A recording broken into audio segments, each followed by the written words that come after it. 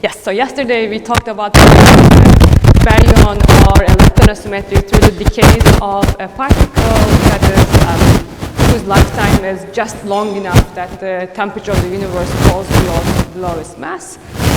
When this happens, if at this temperature the reverse decays are unimportant, this decay is called an out of equilibrium. And one very popular and famous example, and a very good example of this was Leptogenesis, where a right-handed heavy Majorana neutrino decays out of equilibrium, creating a lepton asymmetry. And this same right-handed Majorana neutrino is also responsible for creating the neutrino masses. And you can easily check that you can create the correct scale of neutrino masses together with the correct amount of lepton asymmetry, which is like really nice. But then this requires right-handed neutrinos as heavy as 10 to the 9 GeV, which is quite large, almost, well, of course, irrelevant for collider scales or any neutrino experiment scales. But again, it's a theory that works, or it's a model that works very well. So I want to emphasize, I kept saying this yesterday as well. We did a very sketchy back-of-the-envelope estimate for all of these calculations. I really wanted to write the full glory of Leptogenesis Boltzmann equations, but I decided that that would be very long. It would take all of the boards probably, because when you're doing Leptogenesis, your right-handed neutrinos, first of all, you need to make sure that these right-handed neutrinos are actually produced in equilibrium or produced somehow, and you need to find their number density. For that, you need to set up the Boltzmann equations that give you the number density of the decaying fermions. And then these will be decaying to standard model leptons of all flavors, and those leptons of all flavors, they partake in standard model interactions, right? So, the electrons and muons and taus and the neutrinos will have standard model interactions, but on top of that, the neutrinos also oscillate. So there are these neutrino oscillations, the standard model neutrino oscillations as well. So these kind of flavor effects, what are called flavor effects, become very important. And in Leptogenesis, you don't only have lepton number violating decays, but you also have lepton number violating scatterings. These can also be important. So to actually find the final asymmetry, you need to take all of these effects into account, so you end up with very many coupled differential equations, which you need to solve numerically. So these are very, again, numerically involved and computationally extensive calculations. There are computer programs, Mathematica notebooks and Python notebooks that do this for you if you have one of the models that are easily be plugged into these equations.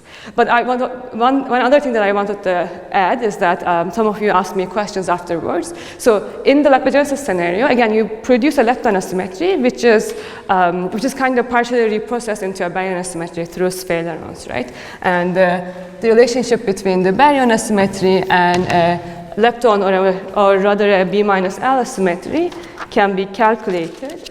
It's here actually, yeah. So the B is equal to 8 times the generations of fermions you have, number of fermion generations you have, times the number of 4 times the number of scalar SU2 doublets you have, over 22 NF plus 13 NS times B minus L. So in Leptogenesis, you produce a B minus L asymmetry, and then you will get a baryon asymmetry, which is about a third of this B minus lepton asymmetry that you have. But this is to say that the lepton asymmetry you produce is at the same order as the baryon asymmetry you get, basically. So since we measure a baryon asymmetry of 10 to the minus 10, that's the lepton asymmetry you have. Now, of course, we actually haven't measured. So we only measured the baryon asymmetry, like through BBN and CMB. And of course, if you have a proton asymmetry, you have to have the equal amount of electron asymmetry so that the universe is neutral. But you can also have a lepton asymmetry in neutrinos. And neutrinos are already neutral, so they wouldn't affect the electric charge of the universe. And we actually don't know what this lepton asymmetry is in neutrinos, right? We haven't measured it.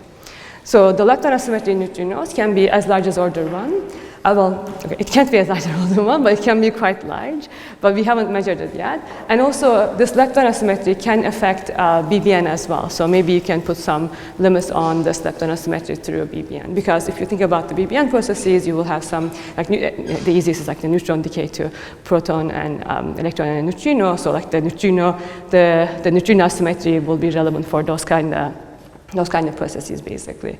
But that's quite fun that you can think of maybe a model that will create a large lepton asymmetry without giving you a large baryon asymmetry.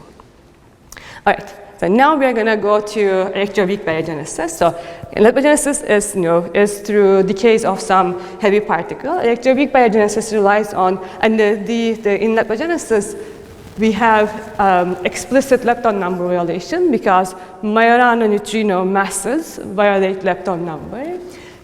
In electroweak baryogenesis models, we don't have explicit baryon or lepton number violation. You rely on sphalerons for baryon number violating processes. So and specifically electroweak sphalerons, like the standard model electroweak sphalerons. Of course, we already know that even though sphalerons violate baryon number, like the standard model violates baryon number or B plus L number very effectively, it still doesn't have enough CPU violation and it doesn't have an out of equilibrium process. So for these, you need you need new physics, right? So this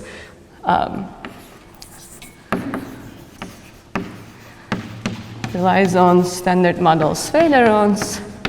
So this is the first Sakharov condition, but require that is new physics. CPU violation plus an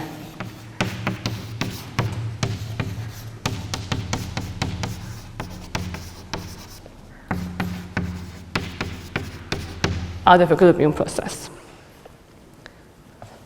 The out of equilibrium process, and also, of course, if you are relying on standard model sphalerons, which we discussed that the sphaleron rate at the temperatures where the electroweak symmetry is restored is quite high. They go like alpha weak T to the 4. So there is a temperature which is about 130 GeV. So above this temperature, the sphaleron rate is alpha weak T to the 4.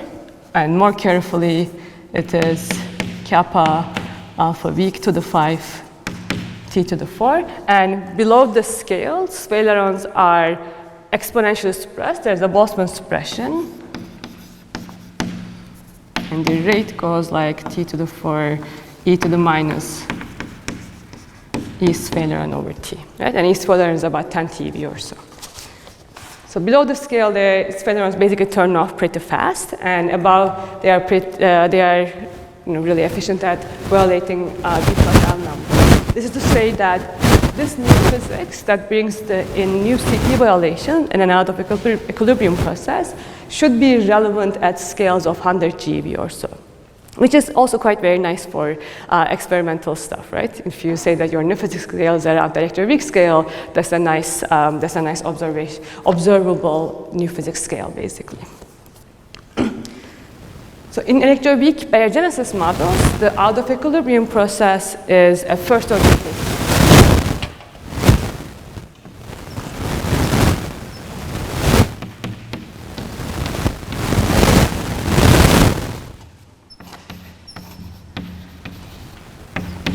Of course, in the standard model, the electroweak transition is not a first order transition, it's the crossover.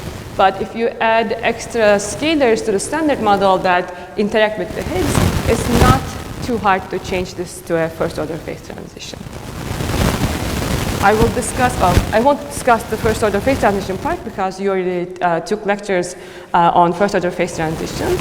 I will sketch an electroweak baryogenesis scenario within a 2 Higgs doublet model. And at the end, I will also say why that doesn't work for reasons that Jasmine already explained to us at her talk on Tuesday.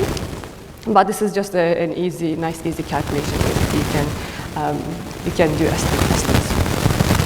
So in a first order phase transition, we will discuss the CPU violation in a bit, but let's start with the first order phase transition part.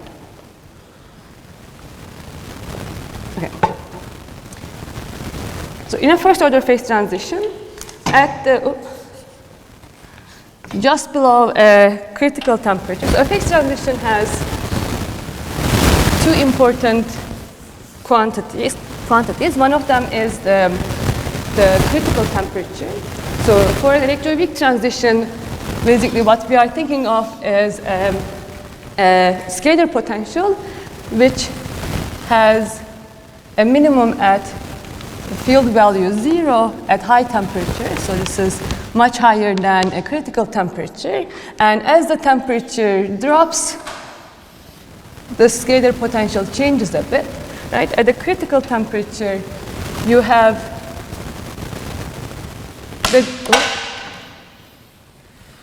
degenerate minima. This is degenerate.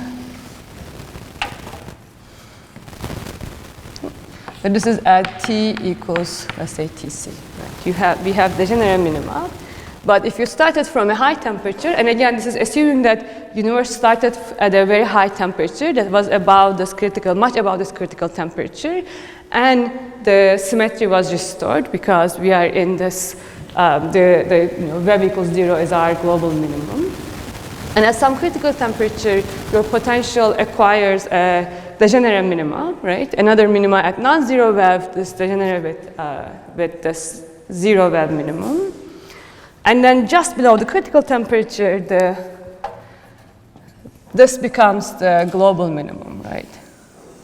So this is T lower than Tc. And of course, at 0 temperature, you have the wine bottle potential that you have. Now, I want a first order phase transition. Okay.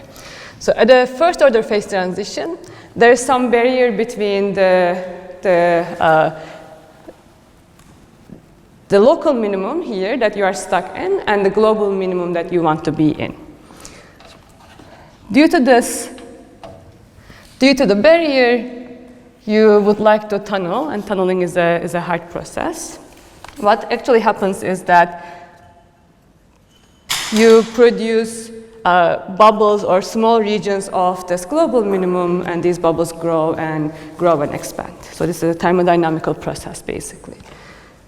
Of course, standard model does not have this barrier. It's a very shallow potential, and instead of tunneling, instead of producing bubbles, the standard model Higgs basically just slowly rolls to the global minimum. But if you have a first order phase transition, this is very nice because then you will, again, in the universe, at this, or just below this critical temperature, you will start creating bubbles of this new phase, and the bubbles are maybe different sizes. The most important thing is that, of course, you want to be in the global minimum because your potential is smaller here. So there's the potential energy difference between being inside the bubble and outside the bubble. This creates a pressure, and then there will be a surface tension as well. So some of the bubbles are too small to support this, so they will collapse on themselves. But if your bubble is larger than a critical radius, which you can kind of estimate thermodynamically, those bubbles can grow. And the bubbles, so the outside the bubble, Higgs Webb is 0. Or Higgs expectation value is 0. And inside the bubbles, we have the new phase. So. Of course, the Higgs Webb is not a 0 temperature value yet because this potential will continue to change. So it's usually a bit smaller than the 0 temperature vacuum expectation value. The most important part is that it is non-zero. Here Higgs Webb is kind of a measure of an order parameter in a phase transition. Again, it's a statneg or a thermodynamic quantity. So if you plot the order parameter VH versus temperature, at high temperature, Higgs Webb is 0. At the first order transition, the order parameter changes abruptly. So at Tc, and then this will continue to change. This will be Tc, and then at T equals 0, we will come back to our 0 temperature Webb. Okay, so this abrupt change is for a first order phase transition. So this is at the second order phase transition, your order parameter will be changing more continuously, okay? Or a crossover.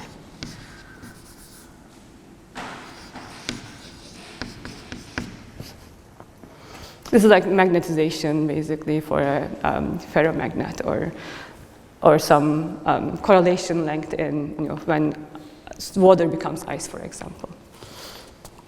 Of course, so if you think a bit more close, well, okay, so a bit technicalities is that the Higgs web is not a gauge invariant quantity. Of course, Higgs has Higgs and SU2 doublet, so Higgs web is not a good order parameter. There are better order parameters for this. For example, a Higgs-6 correlation length, which can be which is a singlet, but this is good enough. Okay, so Higgs web is good enough for keeping track. Okay, so these bubbles, what are these bubbles doing? These bubbles, again, if they are large enough, they can expand. They also move in this plasma. And of course, they will collide at some point, and they will produce gravitational waves. So for baryogenesis, we won't care about the collisions. So collisions, when two bubbles kind of touch each other, that's a collision. But that happens at a very small area, surface area. Most of the time, the bubbles are just interacting with the rest of the plasma, and that's more important for baryogenesis. Both inside and outside, there's a cosmic plasma that includes standard model fermions and everything else. And those standard model fermions, right, they will want to be inside the bubble. So they are interacting with the bubble, and they would like to go inside the bubble because potential energy is minimized inside the bubble. But they can't always go in. There's, some of them will go in, some of them will be reflected. So there's Q, and then maybe there's a Q bar. Oh, sorry. Maybe there's some flux that go transmitted, some of them reflected. Also, antiparticles are going in as well. Maybe they will get reflected. Maybe they will go in less and reflected less. Anyway, so there's some interaction with the plasma. And furthermore, and of course, these are maybe left-handed, this could be a right-handed, blah, blah. And then there's also sphaleron processes, which outside, since the Higgs web is 0, the W boson mass is 0, and you are mostly in a regime where sphalerons are very active. So there will be baryon number violation and lepton number violation outside, but these things still conserve B minus L. And inside, since the Higgs web is now non-zero, still changing but non-zero, sphalerons can be a bit suppressed. So here, B number is less violated or even conserved. And lepton number as well. And so these are the relevant processes, basically, for what is going on with the bubbles. Okay. So technically, so I said TC is the most important. So this is just a bit below TC. But technically, what is more important is what is called the nucleation temperature. So the critical temperature is when you have the general minimum. But what is more important is the nucleation temperature when your bubbles can actually nucleate. And you must have learned how to calculate this nucleation temperature, or at least like the idea of it as well. The nucleation temperature, so again, more important is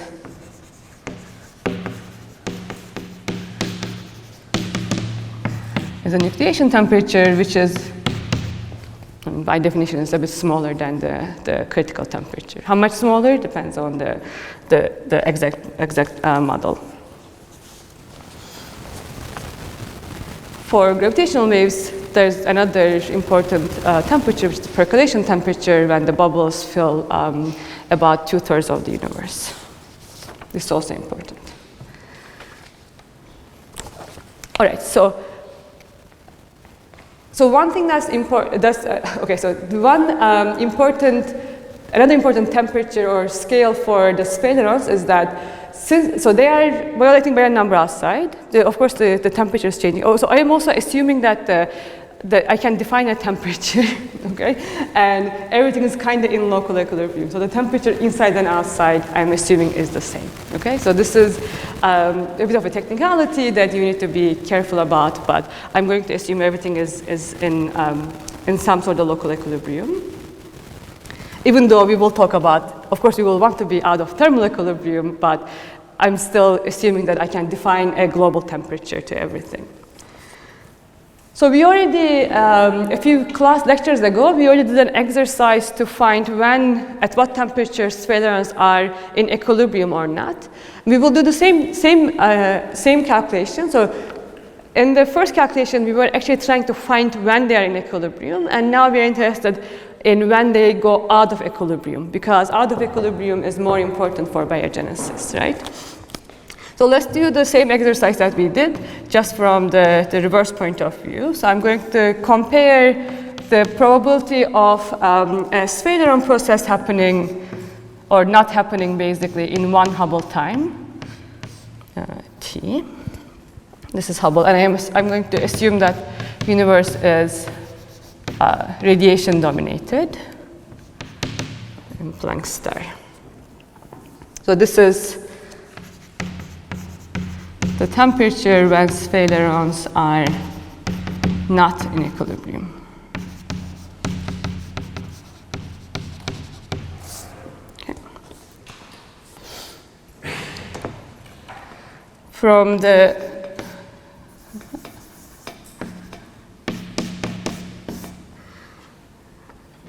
if you go back to your notes, you will see that this gives us this condition where this function was order 1.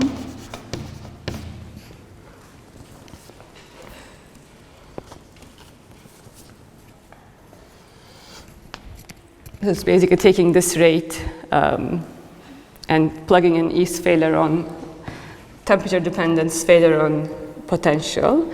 So the W mass,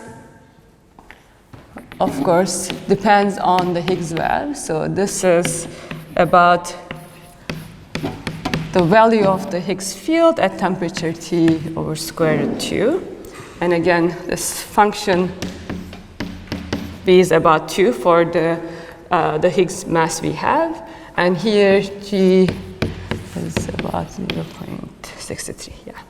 So this condition, requiring that the sphalerons fall out of equilibrium inside the bubble, gives us a condition on the Higgs field value at the critical temperature Tc over Tc greater than 1. So sometimes you will see this condition as a condition for a first order phase transition. This is a bit incorrect. It's the condition that sphalerons fall out of equilibrium or are not in equilibrium anymore inside the bubble. Okay? So the bubble creation itself requires a first order phase transition, which is a slightly different calculation. But this estimate is very useful because you can calculate the Higgs field value at the critical temperature just finding the minimum of this potential. And this is finite temperature scalar potential, and you can write down the finite temperature scalar potential and finds this minimum at the critical temperature Tc. So these are all calculations that are nicely defined. And for the standard model, let me just remind you what happens in the standard model. I'm not going to do the full calculation, but if you calculate the finite temperature potential for the standard model, you can calculate phi c over Tc as this thing times some coefficient c gamma over lambda, and lambda is the quartic Higgs coupling, and gamma comes from the boson contributions to the Higgs mass. Sorry, the Higgs finite temperature Higgs potential.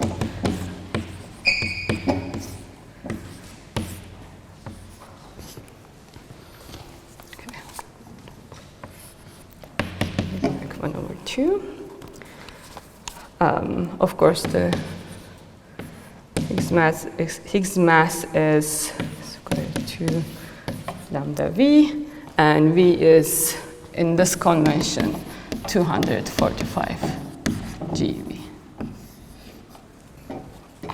Okay, so this is, if you plug these numbers in, this gives you a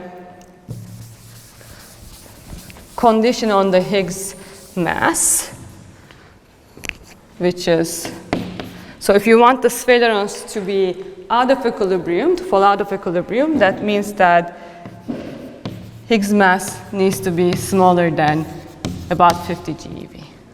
Okay? Of course, this is not the case. Our Higgs is 125 GeV. And this is why we say standard model electroweak baryogenesis does not work. Okay? So this is to say that for a heavy Higgs, you will be washing out any baryon symmetry you have because fermions are baryon number violating.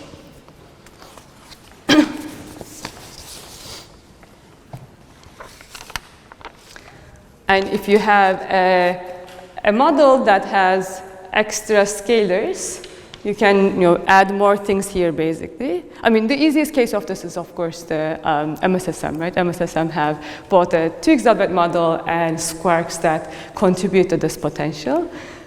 So it's not too hard to satisfy the out of equilibrium conditions in MSSM and in extra scalar models with extra scalars.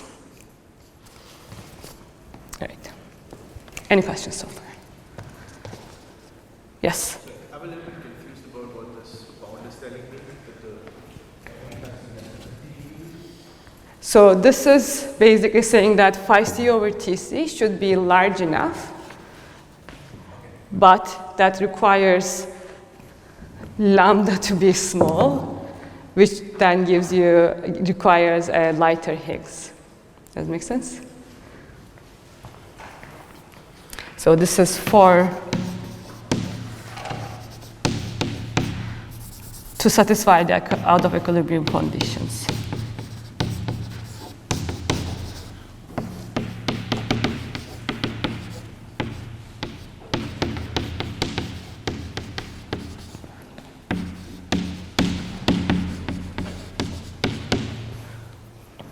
And again, to say that the Higgs of 125 GeV does not satisfy the out of equilibrium conditions. But also, the standard model does not have a first order phase transition to start with, so there are no bubbles to start with in the standard model. Okay, so these are coupled but technically separate conditions. Yes. Exactly, I was a bit confused because this reminds me of the conditions for first order. Yeah. This is like. Yeah. So again, these are coupled because again, for a first order phase transition, you would be calculating very similar quantities. But I'm just saying that even if you had bubbles, doesn't mean that you will produce a baryon symmetry. You still need this condition to be satisfied as well. But if you don't have bubbles, there's no point basically. Does that make sense? Okay, so they wash like the spheroid processes would wash out already outside of the bubble? Inside the bubble as well. Like inside the bubble. So they will be still too active basically inside the bubble. So the baryon symmetry will be, on average, will be 0 again. Okay? But you definitely need bubbles. On top of bubbles, you also need this condition in a way.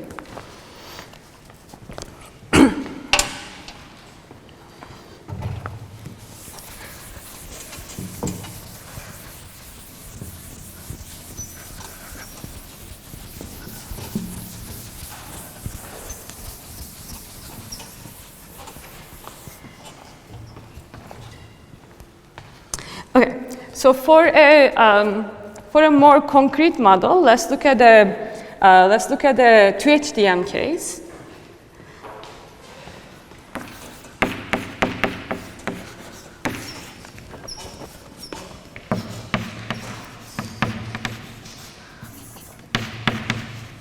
Let me write. Oh God, do I want to write the potential? Okay, let me quickly write the potential, even though I really won't use it that much.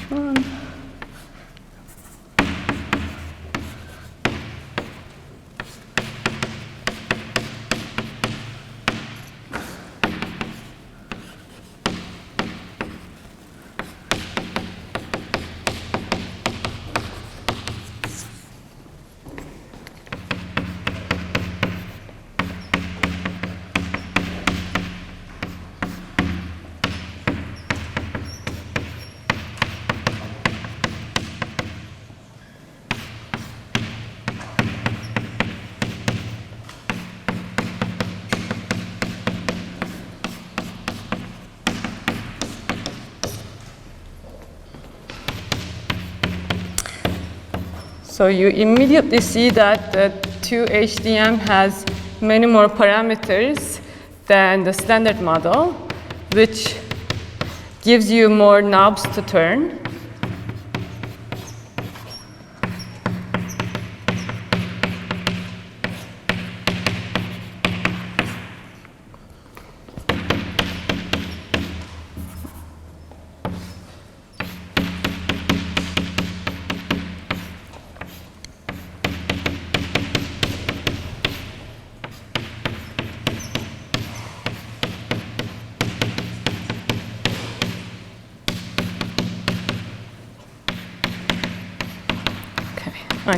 I think I got all of them. Anyway, so there are, so this is the scalar potential, okay? And there are versions of a 2HDM model because you can choose which ones you are going to couple which type of fermions. But the point is there are more coupling constants here. So again, you can tune these coupling constants to get a nice first order phase transition. But also these coupling constants can be complex, and there is one the combination of phases basically that brings an extra CP evaluation. So you can have new CP evaluation in the scalar sector, which basically goes on top of the CKN and allows you to have enough baryon symmetry, unlike the standard model. Okay. So we of course want to look at the finite temperature of the 2HDM model because it is quite complicated. Again, I will just do approximate calculations.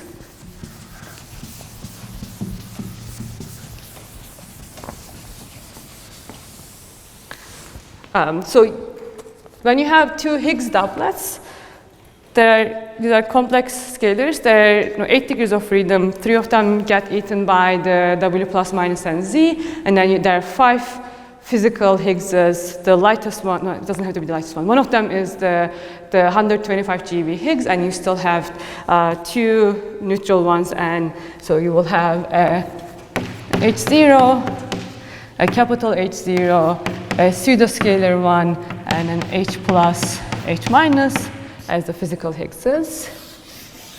And usually this one is the 125 GeV Higgs.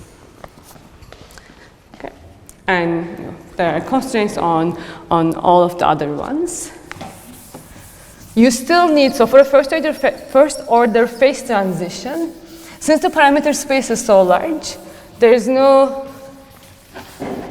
single constraint that tells you what you need, but overall you still need all of these Higgses to be not too heavy. So order a few hundred GeV. You can live with order a few hundred GeV up to TeV or so, but they still can't be too large to get the first order phase transition. This is not too surprising. You need something light basically at the electroweak scale or lighter to get the first order phase transition like with any scalar doublet model or a scalar model basically. Which is again nice in a sense because that means that we can look for them. But then if you look for them and don't see them, then that's not so nice anymore because you keep excluding them. So for the first order phase transition point of view, you can kind of reduce this to you can reduce the condition for a first order phase transition into basically a condition on the triple Higgs coupling, for example, and you can try to measure the triple Higgs coupling for at the LHC or at the future colliders, and for first order phase transition, you usually need a large triple Higgs coupling because that's what gives you the bump between the two minima. So that's also a nice way to try to probe basically a possibility of a first order electroweak transition. It's not easy to measure the triple Higgs coupling because you need to have 3 Higgses to give you the triple Higgs, and we measure we haven't even measured a lot of the Higgs couplings basically. But this is to say that it is measurable, and it's a nice probe of a possible electroweak transition. It's not directly probing a specific UV completion, but it's at least a nice sign basically. Oh, actually, wait. we should be measuring triple Higgs, and it is important for first order phase transition, but it's also very hard to measure. And if it is large enough that it can be measured at the high Lumiere LST, for example, that means that the phase transition probably is too strong, and that might also be bad for baryogenesis. So there is anyway, it's not as easy as I was saying, or it's not as rosy as I paint the picture. So back to baryogenesis. So we have, let's say, with our nice 2HDM model, we have a first order phase transition. And in that first order phase transition, we would be producing these bubbles of the new phase.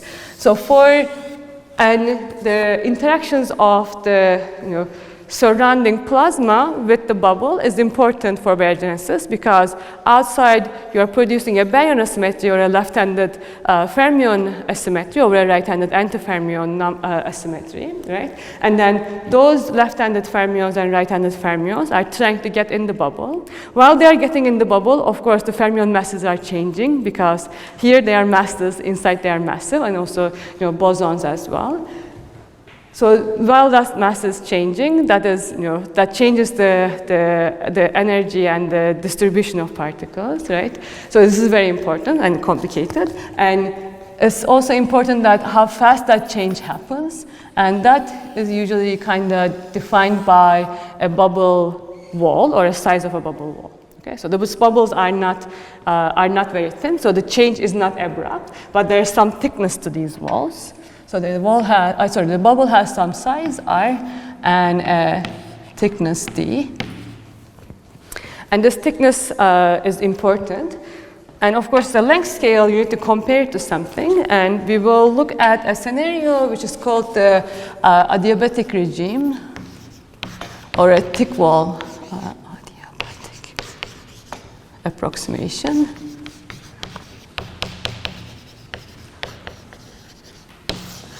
And this is defined, this is true for when the wall is thick, which is not the most physical scenario, but it is, since it is, in the name is adiabatic, the calculations are a bit easier, because you can assume equilibrium conditions everywhere. So this is when the wall thickness is much larger than the mean free path of the particles.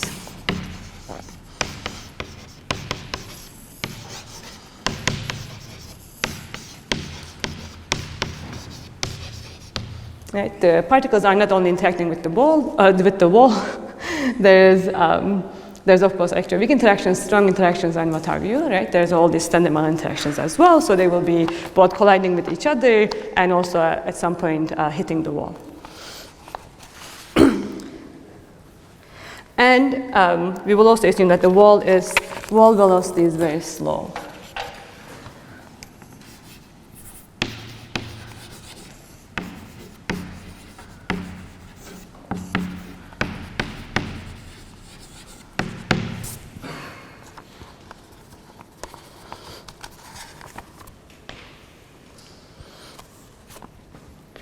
Again, as in the name, we can, with these approximations, we can assume that everywhere there's some local equilibrium.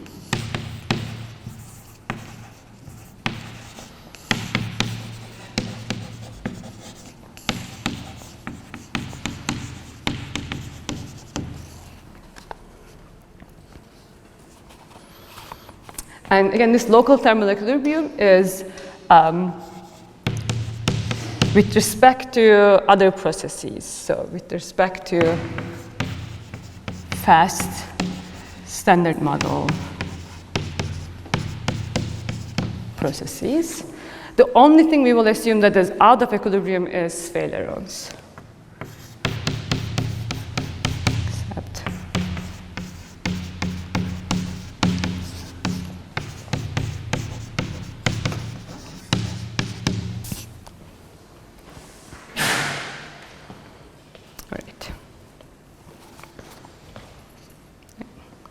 And the failerons, we will allow them to be even out of equilibrium, even outside the wall.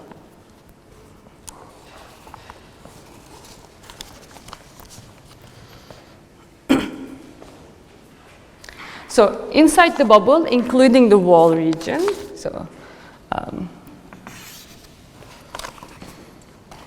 this is in the broken phase.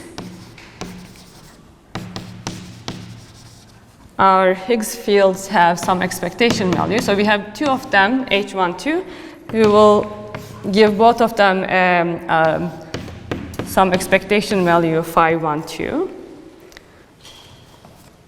I'm going to write phi 1 as rho 1 times some phase I theta, and phi 2 as rho 2 e to the minus I theta. It turns out this theta phase is actually physical. You can check this.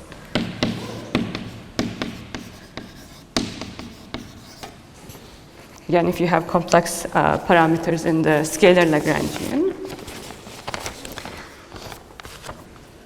And I will assume I will write a interaction Lagrangian for just H1 with one generation of fermion doublets. So this will be H1 QR. Of course, for a full 2HDM model, both H1 and H2 will have some Yukawa couplings with, with some of the fermions or all of the fermions. I will consider just one fermion generation. So for this limit, the top quark is the most important because the Yukawa coupling of the top quark is the largest, so it is okay to focus on only one fermion pair, or one fermion family. This is a good approximation. And you can take Y1 to be real, that's fine, because we have CP evaluation already in the lepton sector. So in the broken phase, so this H1 has a web in the broken phase, and again, inside the bubble.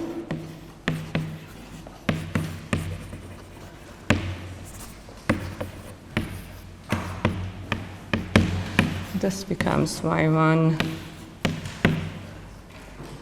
L bar, Rho1 I theta QR plus Hermitian conjugate. And if we look at our bubble again, so our bubble has some wall and it is expanding, right? Here phi 1 is 0, and then this will be changing, and this is inside the wall. This will be changing throughout the wall thickness, and then inside it gets a value rho 1 e to the I theta. Right. And if there's CP violation, both rho 1 and theta are changing basically across the wall.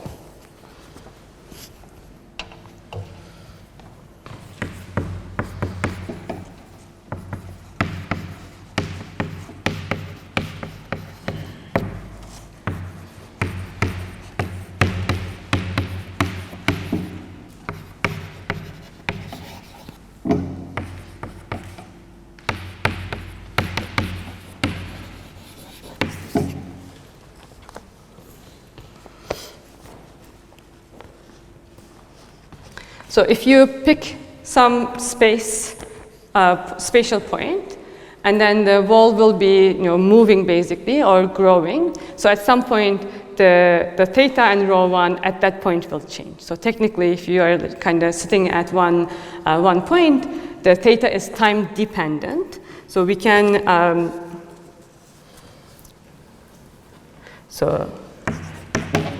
choose to write it this way at any given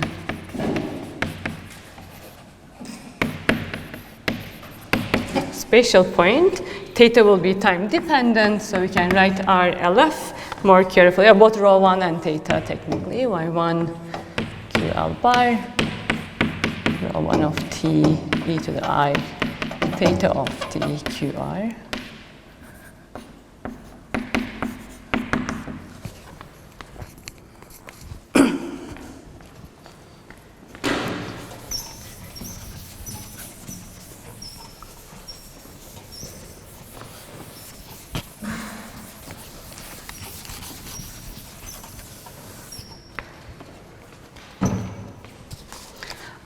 We can get rid of this theta by just performing this time-dependent rotation on QR. You can also do QL, but that's just a bit more complicated. The I, right.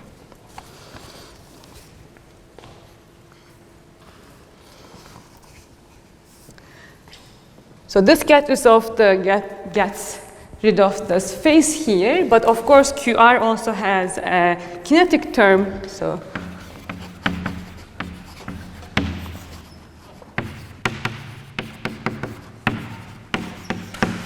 but there is a kinetic term, and then this phase shows up in the kinetic term. So gamma mu down mu QR. So this becomes I QR.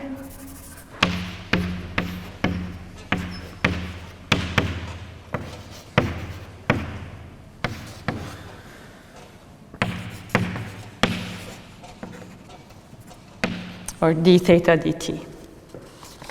Right? So our Lagrangian density picks up this extra term that goes like theta dot. And again, theta is changing because as these bubbles grow and move, they will be, your Higgs field will be becoming, will get a wave basically and a phase if there is CP violation. So this is my Lagrangian density. So this is L extra. Okay. If you go to the Hamiltonian picture, your Hamiltonian changes as well from the old one, and then it picks up a term like theta dot Ni. This is the number of right-handed fermions.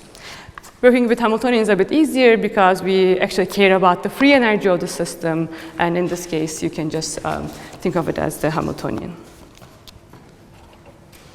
And again, this NR is just d cube x. Oh.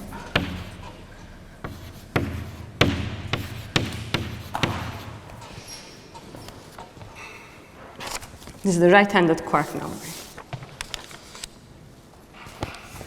If you kind of remember from your thermodynamic classes, you can recognize this as I think it's the Helmholtz one, the F, Helmholtz free energy, and then you would recognize this as a chemical potential times the number change, right? So this is basically telling us there's a number change in the right-handed fermions, and this theta dot is like a chemical potential, which will come up in a bit again. Okay, very good. So now, and again, we are doing everything in kind of local equilibrium because we are in the adiabatic regime.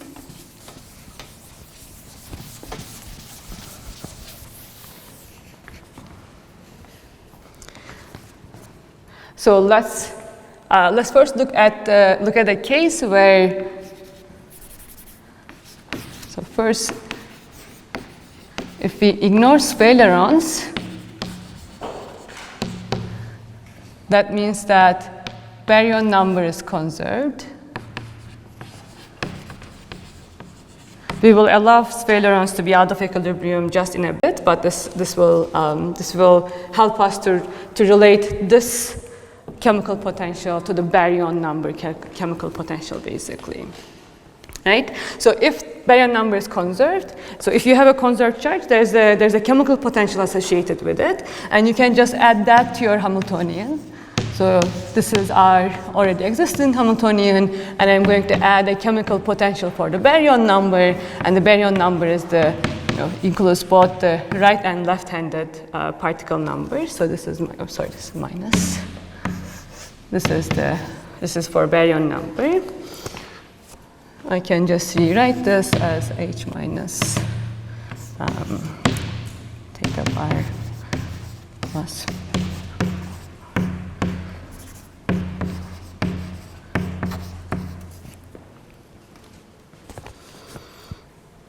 And the baryon asymmetry is again includes both right-hand, left-handed, and then this is equal to, so this part you was in your exercises. This is equal to mu b plus n r.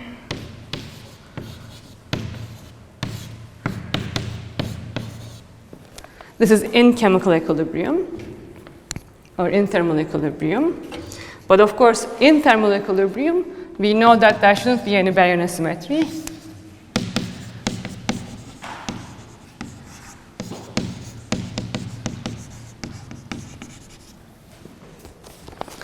This is kind of a long way to say that the chemical potential for the baryon number is equal to minus a third theta bar.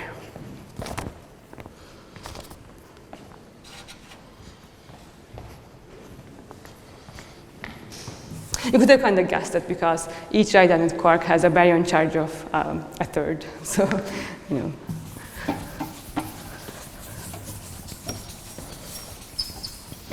And sphalerons will care about left-handed quarks and right-handed anti-quarks. So that's where the minus sign comes from. All right. So this is how the baryon chemical potential is related to this theta dot term, the phase change in because of the bubble expansion or the bubble moving. And thus, of course, we are interested in not in thermal equilibrium, because in thermal equilibrium, we know that the baryon asymmetry will always be zero. Whatever, doesn't matter if you have baryon number violation or CPU violation, as long as you are in thermal equilibrium, on average, you will have no baryon asymmetry. So we actually need to turn on B-violating processes. So now,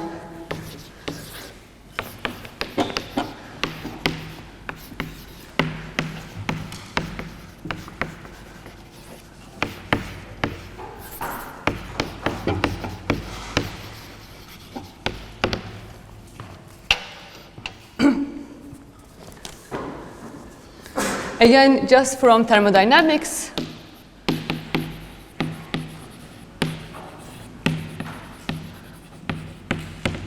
we can write the number density of baryons. The change in the number density of baryons is going to be equal to some change in free energy times the change in baryon number over T times the rate of the process that is changing baryon number. In this case, is sphalerons.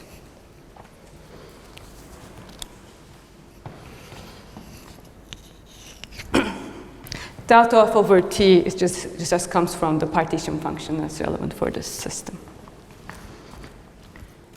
This is like a baby version of a Boltzmann equation, basically.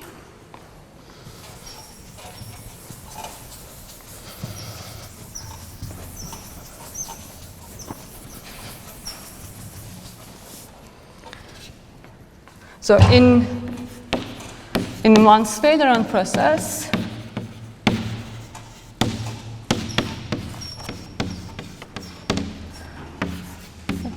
delta B is 1, and delta F, so delta F is going to be equal to, F is some free energy, Hamiltonian minus mu times the number changing processes. That means that in one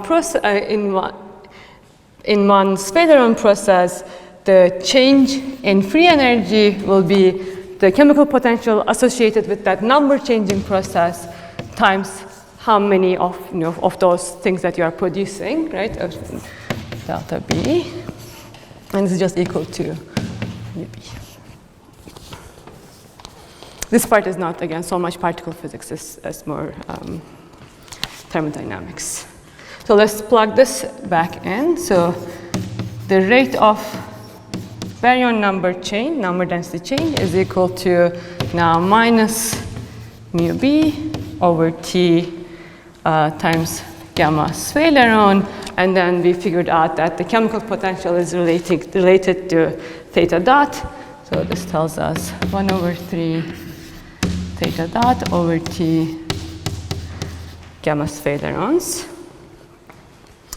If I just integrate this. I'm assuming temperature is constant. Of course, it is slightly changing during the phase transition, but that's okay.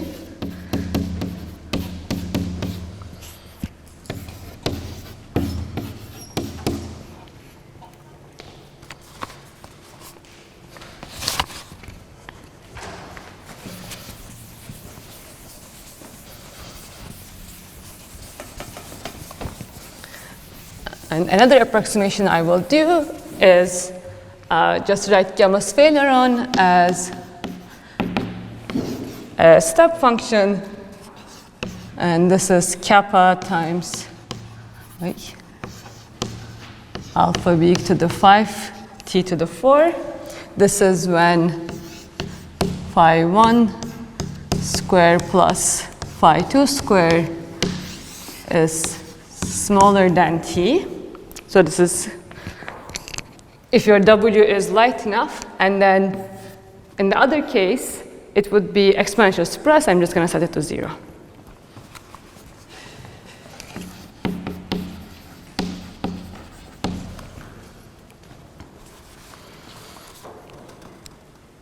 And also remember, kappa is about 25.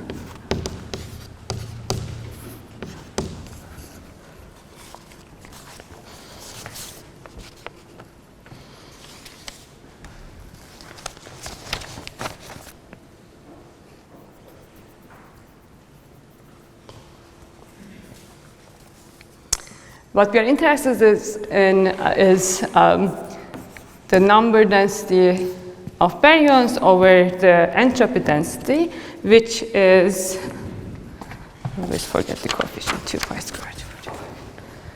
So here, remember that the entropy density is 2 pi squared over 45 g star t cube, right? So there's going to be 1 over 3t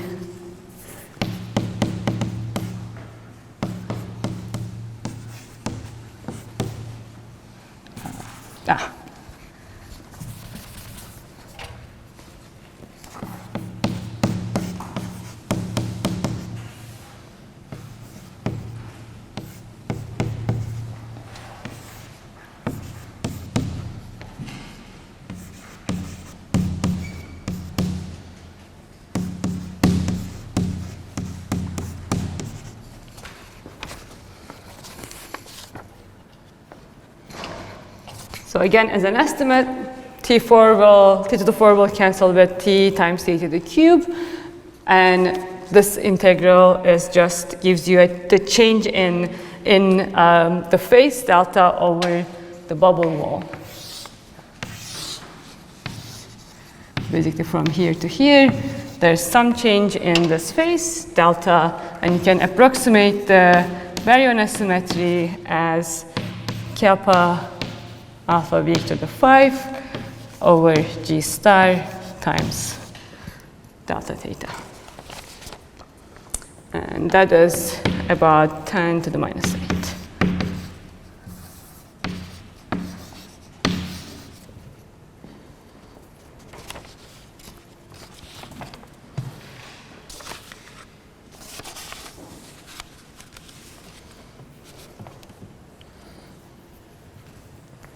So for this scenario, then you need, of course, to explain the observed baryon asymmetry, then we need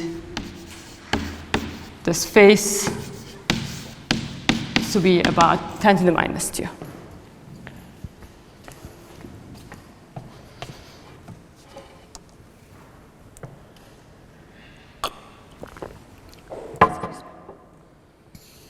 Yes? The state also couples to the lepton sector, right? Because it comes from the same Higgs. So this depends on your Higgs model, so which one you are coupling. But technically, yes, all of the fermions should be important. But theta is like one phase basically, because you can do it. But so maybe this is a naive question, but will the lepton number also change, and maybe that will affect the Yes. overall dynamics? Yeah, very good. So this is actually more relevant for thin wall approximation. So for this scenario, we only cared about the top quark. And that's it. And also for spherons, you actually care about, again, like B minus L, basically.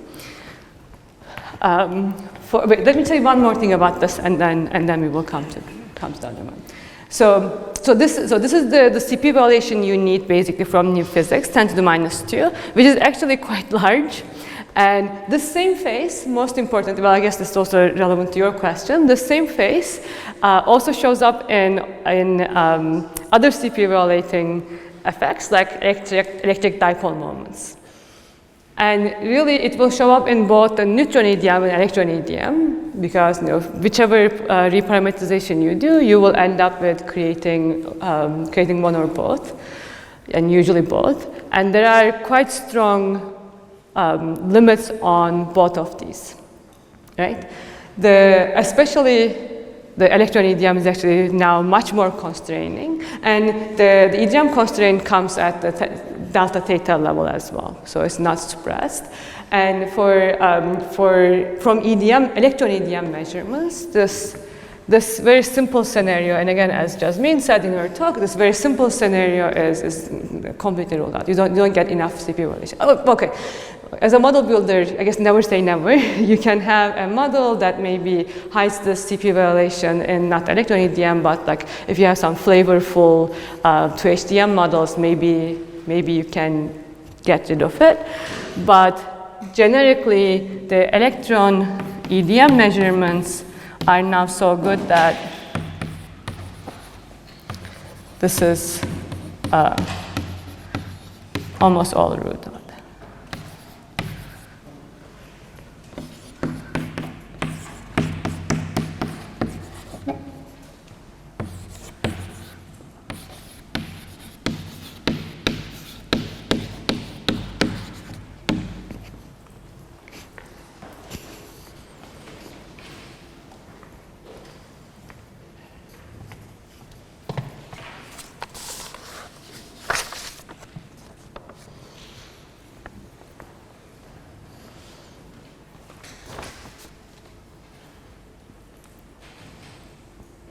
So this is kind of sad, but again, there are many electroweak Baryogenesis models that are not ruled out yet. So they are not all ruled out, of course, just the most vanilla cases.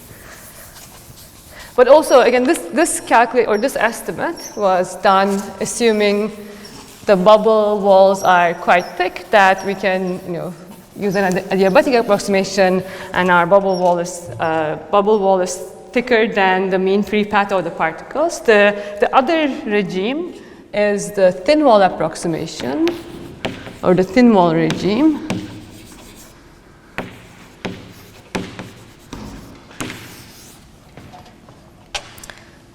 And here, calculations are harder, and I'm just going to give you the result basically. So in the thin wall, then your bubbles are thin. Right, so D is much less than the mean free path of the particles.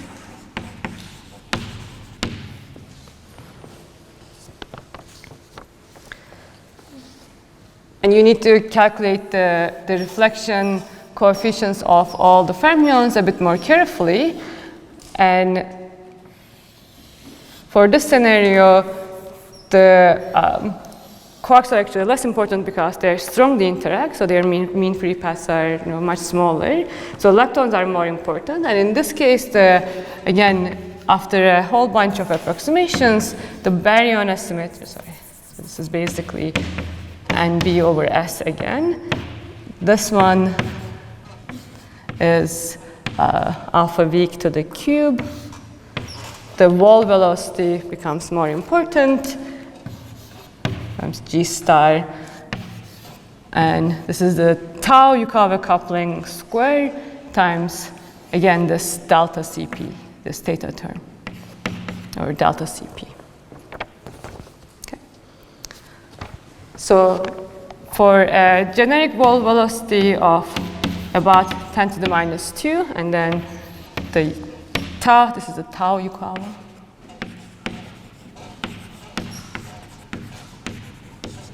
tau Yukawa. So tau Yukawa square is about 10 to the minus 6. This is, and this thing is about 10 to the minus 6 times delta theta.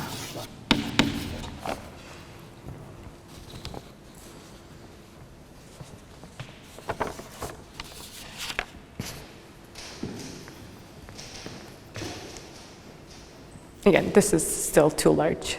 Theta of 10 to the 4 is too large from EDMs.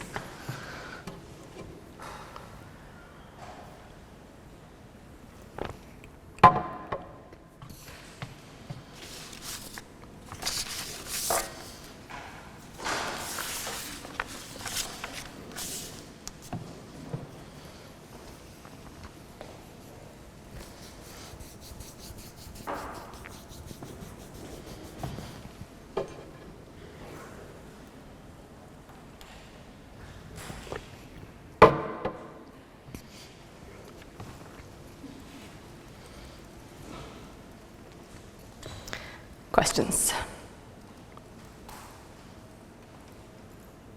Yeah, so one thing I want to emphasize is that, again, for the final Baryon symmetry, wall velocity is quite important, and you see that if you have faster walls, you get less asymmetry, okay?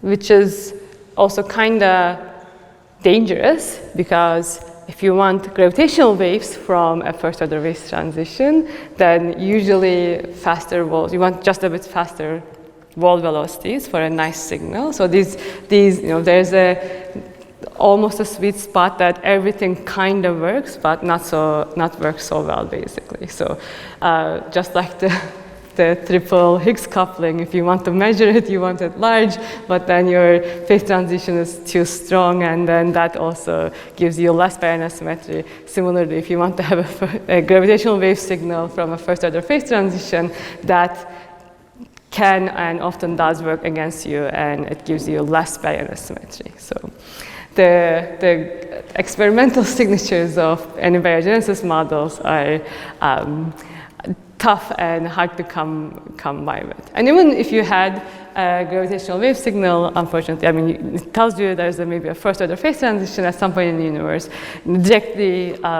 Directly connecting it to the Baryon symmetry or to a baryon generation is not doable, right? It's just a first order phase transition. Maybe it didn't actually create the Baryon symmetry. So that's a bit sad as well, unfortunately.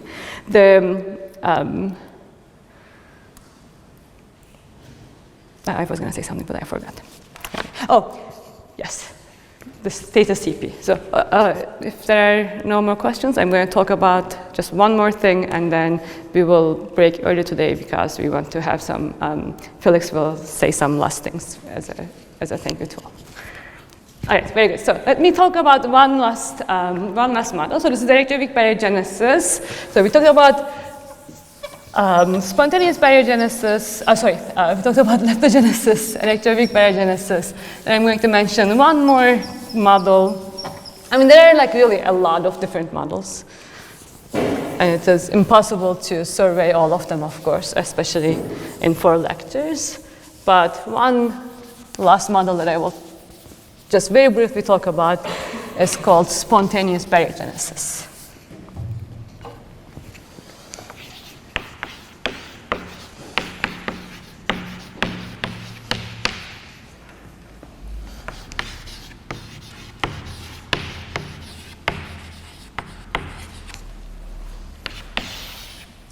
This was first introduced by Andy Cohen and David Kaplan.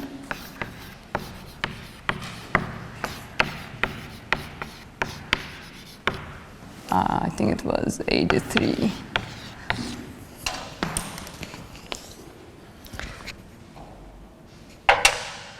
So theirs was a specific version of this, but spontaneous baryogenesis is when you have some vector current. So let's see, your Lagrangian will have a term like this. There's some vector that is coupled to the baryon current. Okay. So this A mu can be a vector boson or the derivative of a scalar. And then you say that this vector, the time component of this vector acquires an expectation value. Okay. We're kind of breaking Lorentz invariance. It's also breaking CPT, and this is why in this kind of models you don't need thermal inequilibrium. So in the Cohen-Kaplan case, this was specifically the derivative of a scalar field. So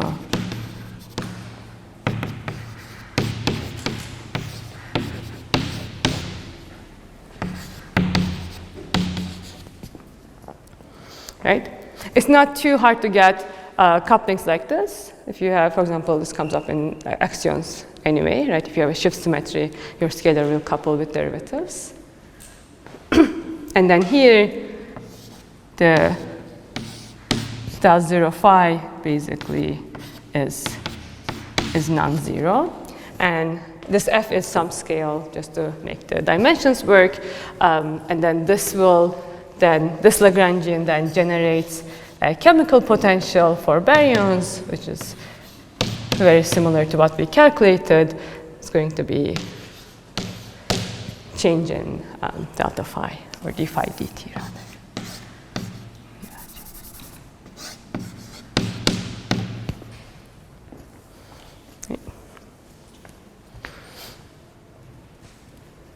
Again, this is not hard to kind of imagine. If you have, for example, an axion field, while the axion field is moving towards this minimum, the theta term will change basically, and the axion mass will change as well, right? So if you have some, you can imagine that there's going to be some axion mass, and it can have some zero or very small thing, and then at some point it goes to this finite value basically. And similarly, if you have, well, let's say this is MA, and then if you have the theta bar, will be moving to zero. And this is how we want to solve the theta bar problem, or the strong CP problem.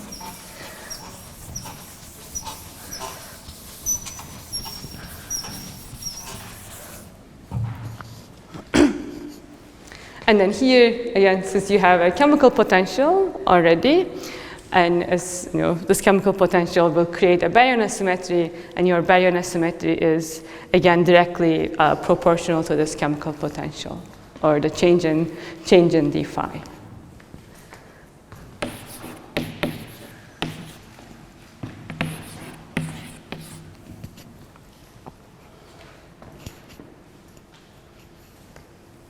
There.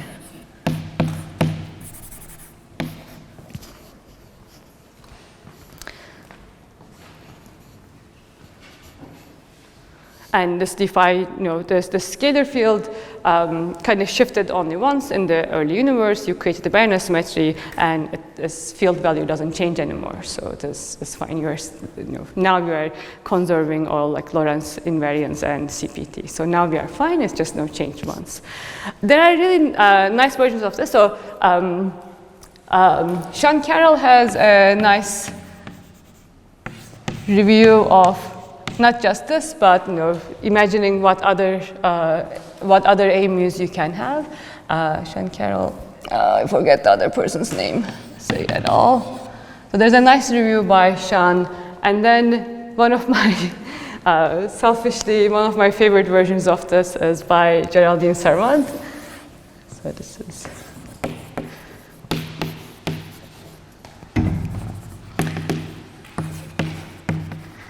A Geraldine Servant paper from when, so I was just finishing my grad school. So I think this was a 2014 or 15 paper. I will remember the archive number. I will write down the archive number. But anyway, in Geraldine's work, she actually does use the QCD axions to basically get a chemical potential, or to use a spontaneous baryogenesis scenario. So this uses the QCD axions, right? For this scenario to work, you need to have what is called a supercooled electroweak transition, because so here our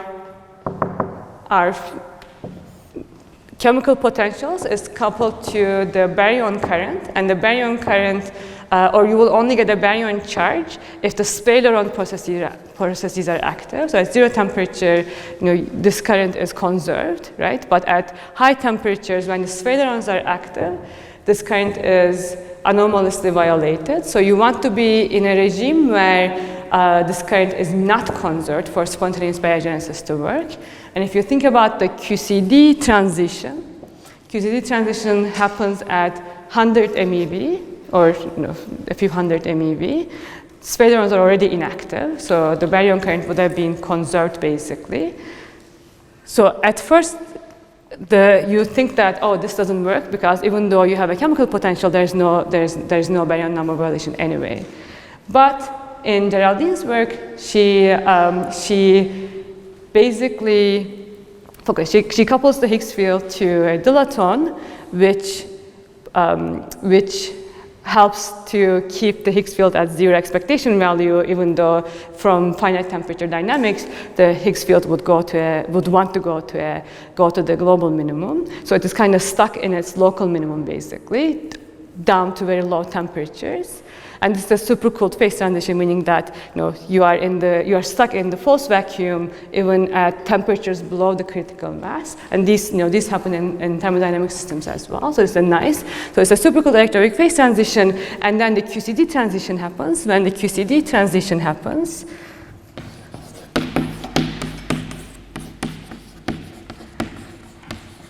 so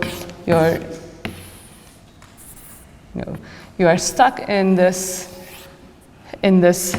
global minimum, but then when the QCD transition happens, Higgs will get a tadpole term, because QQ bar, you will have a QQ bar condensate, and then Higgs will get a tadpole term, and then this basically tilts the potential. Tilts the potential, and now your Higgs can just roll over instead of tunneling. So this triggers the Higgs transition, so that your Speylerons turn off.